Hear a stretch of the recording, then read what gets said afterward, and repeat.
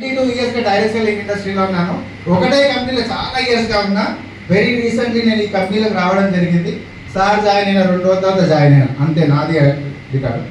So అట్లా నా journey start చేసిన కొత్తలలో డైరెక్ట్ సెల్లింగ్ ఇండస్ట్రీలోకి పోయినప్పుడు అంటే నేను నేర్చుకున్న వాటిలో కొన్ని పాయింట్స్ మీకు ఇక్కడ చెప్పాలి.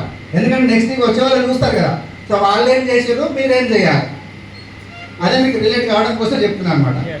ఇందాక నుంచి వచ్చిన దగ్గర నుంచి చప్పట్లు కొట్టమంటున్నాము, మాట్లాడమంటున్నాము, అరవమంటున్నాము, ఇవన్నీ చెప్తుంటే మేము ఒక పాత కంపెనీలు ఉన్నప్పుడు ఏమైంది, ఒక మీటింగ్లో పోయిన తర్వాత ఒక పిహెచ్డి చేసిన ఆయన దగ్గర పోయిన అనమాట. నేను పిహెచ్డి చేసిన ఆయన దగ్గరికి మా బాబాయ్ని తీసుకొని, రియల్గా జరిగే విషయము, పిహెచ్డి చేసిన ఆయన దగ్గర పోయి నేను ఆ బిజినెస్ గురించి ఎక్స్ప్లెయిన్ చేయడం స్టార్ట్ చేసినాను. చేసిన తర్వాత ఆయన ఏమన్నాడు, అరే ఒక మాట చెప్తాను, నేను ఒక మీటింగ్ తీసుకుపోయినట్టే తీసుకెళ్ళి బాబాయ్ వెళ్ళినా నేను బాబాయ్ అనాల్సి వచ్చింది. తీసుకెళ్ళి అవును బాబాయ్ వెళ్ళినాను. అక్కడ అందరు సూట్లు వేసుకున్నారా అంటే అవును బాబాయ్ వేసుకున్నారు. అరే వాళ్ళు ఊరికి చప్పట్లు కొట్టిరారా అని కొట్టిరు కదా అంటే రాలే కానీ ఇంత కరెక్ట్గా ఎట్లా చెప్పిండా, అవును బాబాయ్ కొట్టిరారంటే వాళ్ళకి పైసలు ఇస్తారా అన్నాడు. చప్పట్లు కొట్టడానికి మాట్లాడినోడు ఏదైనా మాట్లాడితే మధ్య మధ్యలో చప్పట్లు కొట్టడానికి పైసలు ఇస్తారా అన్నాడు. మనమేమో పైసల కోసం జాయిన్ అయినాం. బిజినెస్ పోతే పోయింది, చప్పట్లు కొడితే పైసలు ఇస్తారు కదా, అట్లా అనుకో నేనేం చేసిన చప్పట్లు కొట్టి నేను కూడా చప్పట్లు కొడితే పైసలు ఎవడో కూడా గుర్తుపడతాడు, చప్పట్లు బాగా కొడుతుంది పైసలు ఇస్తాడు కావచ్చు అని చెప్పి నేను కూడా ఇక్కడ కూర్చొని కాదు, అక్కడ సూట్ వేసుకొని నిలబడి అక్కడ పక్కన నిలబడి ఆయన ఏం మాట్లాడినా చప్పట్లు కొట్టేది. సో ఈ ప్రాసెస్లో ఏమైంది, తెలియకుండానే సబ్జెక్ట్ బాగా అర్థమైంది. ఇందాక వెంకట సార్ చెప్పాడు వై డైరెక్ట్ సెల్లింగ్ అని చెప్పి, ఆ డైరెక్ట్ సెల్లింగ్ సంబంధించిన విషయాలు బాగా బుర్రలో పోతే స్పీకర్ ఒక మంచి మాట చెప్పగానే చప్పట్లు కొట్టాడు. సో ఆ చప్పట్లు కొట్టే క్రమంలో ఏమైంది, అక్కడ ఒక 4 ఏళ్లకు నా పేరు అక్కడ ఆ కంపెనీకి సంబంధించిన మ్యాగజైన్లో పడిపోయింది. అర్థమవుతుందా? సో చప్పట్లు కొట్టినందువల్ల అయింది అది. సో చప్పట్లు ఎప్పుడు కొట్టినాము, ఎందుకు కొట్టాము, స్పీకర్ని విన్నాం కాబట్టి. స్పీకర్ని విని స్పీకర్కి కనెక్ట్ అయ్యి ఆయన ఒక అద్భుతమైన వర్డ్ చెప్పినప్పుడు అరే కరెక్ట్ కదా అని చెప్పి దానికి రెస్పాండ్ అయినప్పుడు, సో అలా రెస్పాండ్ అవుతూ తెలియకుండానే దానికి ఒక మ్యాగజైన్ వచ్చింది. ఆ మ్యాగజైన్లో నా ఫోటో కూడా వచ్చేసింది. అప్పుడు అనిపిస్తుంది అది ఇన్నిసార్లు సపోర్ట్ కూడా నాకు ఎవరు పైసలు ఇవ్వలేదు కదా అంటే అప్పుడు నాకు ఏమర్థమైందంటే పిహెచ్డి చదివినంత మాత్రాన ఈ ఇండస్ట్రీ గురించి తెలియాలనే రూల్ ఏం లేదు.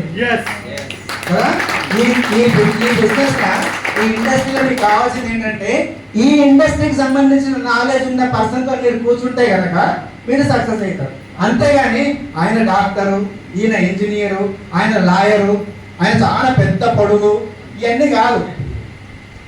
ఆయన ఏం చేసిండు, నన్ను ఏం చేయమంటుండు, కాపీ పేస్ట్. ఆ మేడము 5 ఏళ్ళకి డిగ్రీ కంప్లీట్ చేసిందంట, కాపీ కొట్టలేదు కాబట్టి 5 ఏళ్ళకి చేసింది. నాలుగా కాపీ కొట్టుంటే 3 ఏళ్ళకి కంప్లీట్ అయినా. సింపుల్. నేను కాపీ కొట్టిన తొందరగా పాస్ అయినా, ఇక్కడ కూడా కాపీ కొట్టిన తొందరగా ముందుకు వెళ్తున్నా. అప్పుడైతే కాపీ కొట్టినా ముందుకు పోతున్నా. మరి మీరేం చేయాలి, కాపీ కొట్టండి, కాపీ పేస్ట్ అదే చేయడం రావాలి. కానీ ఇక్కడ ఏం చేస్తాము, ఇట్లనే ఎందుకు చేయాలి, ఫెయిల్ అవుతావు వాసు అడగకన్నా కొట్టేసేవి, ఇట్లెందుకు చేయాలి, డోంట్ వరీ చేసేయి. అయితే ఏం చేయాలి, గ్రోయింగ్ అప్లైని కాపీ కొట్టాలి. ఇక్కడ ఉన్న ప్రాబ్లం ఏంటి తెలుసా, మన బిజినెస్ ఒక క్యాన్సర్ ఉన్నది తెలుసా. ఈ వేయడం ప్లాన్ ఎంతమంది తెలుసు, ప్లాన్ తెలుదా, ప్లాన్ అడిగిన లిసన్ ప్రాపర్ తెలుసు కదా, రైట్.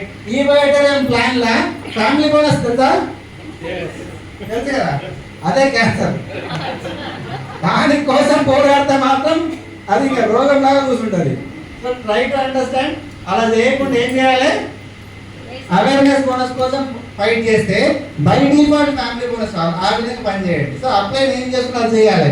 మీ ఇమీడియట్ అప్లై అది ఆపడం స్టార్ట్ చేసారు అనుకోండి, మీరు కూడా ఆపడం స్టార్ట్ చేస్తారు. సో మిమ్మల్ని చూసి ఇంకో నలుగురు ఆపడం స్టార్ట్ చేస్తే మొత్తం బిజినెస్ ఆగిపోతుంది. మనం బిజినెస్ ఆపుకోవడానికి గాలిగా వచ్చింది. సో దాన్ని ముందుకు తీసుకుపోవడానికి వచ్చినాం కాబట్టి స్పీడ్గా ముందుకు వెళ్ళాలి అని అంటే ఫాస్ట్గా మీ థాట్ ప్రాసెస్ మార్చండి. Don't work as a labour లాగా థాట్ ప్రాసెస్ పెట్టుకొని పని స్టార్ట్ చేయకండి. మీరు ఒక ఎంటర్‌ప్రెన్యూర్ లాగా ఆలోచించడం స్టార్ట్ చేయండి, ఒక బిజినెస్ పర్సన్ లాగా ఆలోచించడం స్టార్ట్ చేయండి. ఇందాక వెంకట సార్ లాస్ట్ ఒక పాయింట్ చెప్పాడు కదా, ఏమేమి అచీవ్ చేయొచ్చు అంటే అక్కడ ఎక్కడైనా కానీ సరే you will become a good labour ఉందా, లేదు కదా. ఏముంది, ఒక లీడర్ అవుతావు అన్నారు, ఒక ఫ్రీ